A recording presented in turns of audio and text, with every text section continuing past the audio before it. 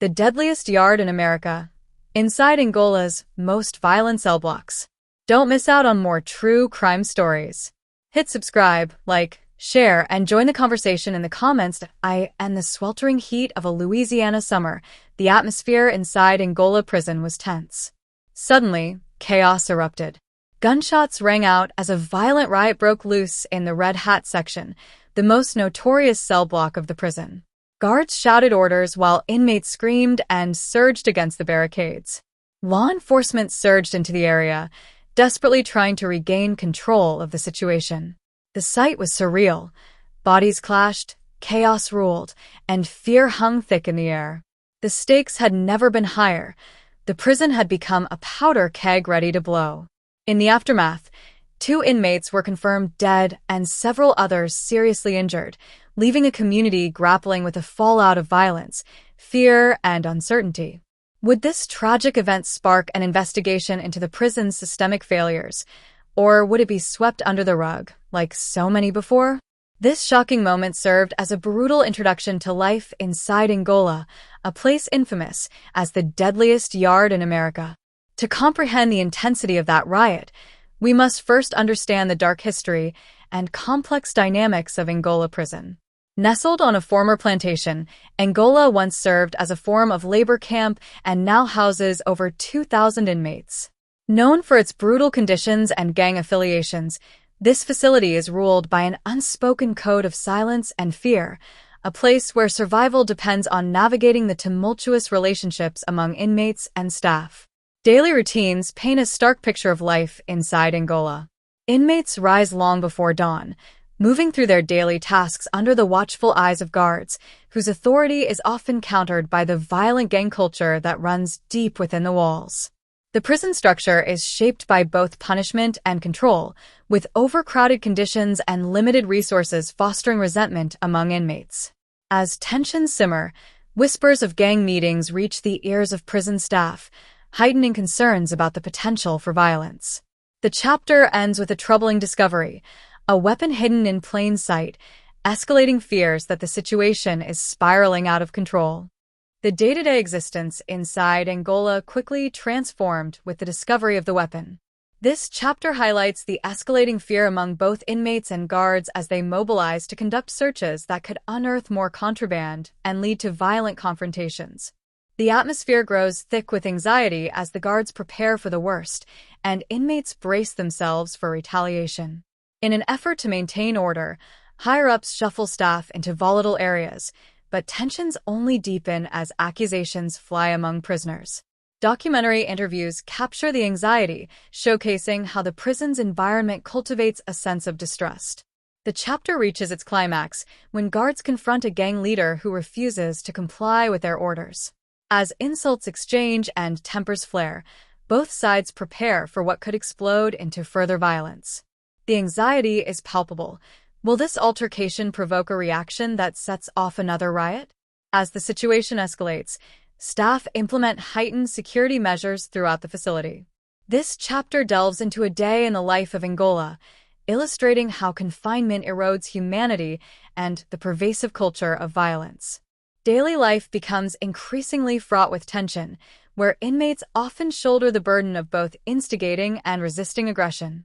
Amidst the chaos, former inmates share their stories, portraying how survival relies on navigating alliances and loyalties.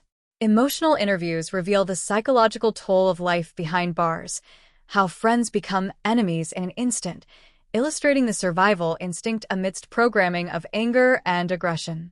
The chapter concludes almost poetically, as an undercover operation is launched to gather intelligence about gang activities, setting the stage for potential confrontations. The whispers of imminent investigations loom, igniting both fear and hope among inmates. The undercover operation takes center stage in this chapter, as guards infiltrate gang meetings to gather crucial intelligence about the unfolding power struggle. Utilizing hidden cameras and eavesdropping devices, the results lead to unexpected revelations that shake the foundation of Angola's structure. As the operation unfolds, reactions from inmates vary drastically. Some view it as a betrayal, while others welcome it as an opportunity to dismantle the corruption festering within. The rising tension fuels a palpable anxiety that permeates the facility. Uncertainty weighs heavily, leading to conflicts among rival factions as mistrust spirals. Eventually, this chapter culminates in a high-stakes confrontation during a raid on a suspected contraband operation within the yard. Officers swarm in, leading to a face-off that threatens to erupt into chaos. Will the guards maintain control, or is this the tipping point that could break Angola's fragile equilibrium? The fallout from the raid reverberates through Angola Prison. Inmates scramble to reevaluate their alliances and strategies, paranoia sets in, and friendships fracture under the strain of distrust. This chapter explores the psychological warfare that poisons the atmosphere. Uncertainty fuels aggression as individuals look out for themselves. A mixture of first-hand accounts and documentary-styled interviews reveals the mental health struggles many inmates face, compounded by the toxic environment.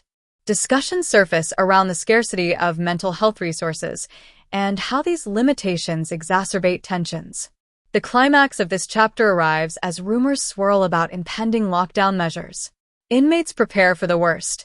Fear of retribution looms large as they wonder how they will cope with their new reality. The tension culminates when a shocking announcement is made. The prison will undergo a surprise inspection, throwing everyone into a frenzy of mixed emotions. The surprise inspection triggers chaos across Angola. Guards mobilize to prepare for the heightened scrutiny, while inmates scramble to hide contraband and weapons. In this chapter, the atmosphere is electric, punctuated by the sounds of slamming doors and hurried whispers. Inmate testimonies offer insight into the intricate dynamics at play, highlighting how even the smallest actions can have profound implications. Interviews capture the desperation of those attempting to secure their safety in an uncertain environment, providing a deeply human glimpse into their lives. As the inspection unfolds, the narrative builds to a thrilling climax.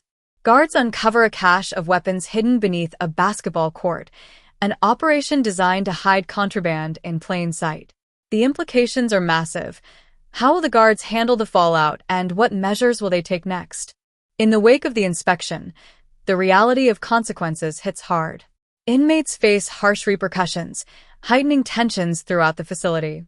This chapter explores the theme of punishment, showcasing how rules and laws are ultimately dictated by the power dynamics among inmates and staff. As the guards' retaliation unfolds, those who resist face severe punishments.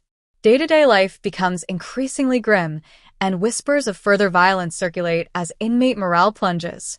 Interviews reveal the widespread despair, anger, and confusion permeating the prison populace. The chapter crescendos when a spontaneous gathering sparks conflict.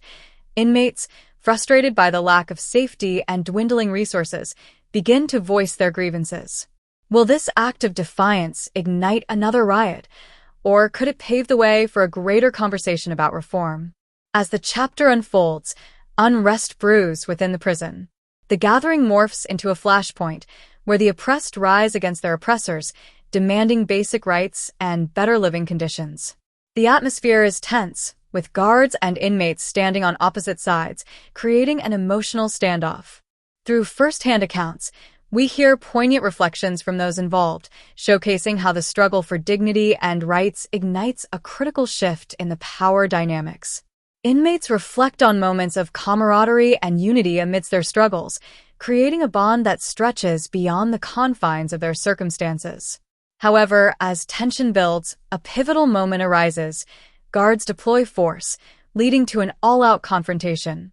The chapter finishes on a shocking note as an injured inmate is dragged away, leaving viewers questioning whether this uprising will lead to substantial change or further entrench the culture of violence and despair. The final chapter compiles the aftermath of the inmate uprising, exploring the long-term effects on Angola and its population. Tensions remain high as guards tighten their grip, but within the dire circumstances, a newfound hope begins to emerge. Inmate-led initiatives start taking shape as people rally together to reconstruct their environment. This chapter highlights those courageous voices advocating for reform within the system, revealing how despair can motivate significant change. Through interviews, both inmates and guards reflect on their experiences, illuminating the profound complexities of life in Angola. We witness their struggles and triumphs as they confront a shared future. Finally, the narrative concludes with a poignant question. Amidst chaos and violence, can hope and humanity persist? The answer remains uncertain, providing a powerful closure while inviting reflection on the ongoing need for reform in the American prison system. The Deadliest Yard in America.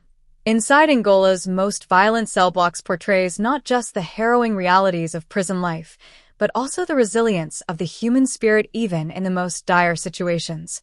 Through authentic voices and experiences, we are left with a compelling exploration of the struggle for dignity, survival, and the quest for meaningful change.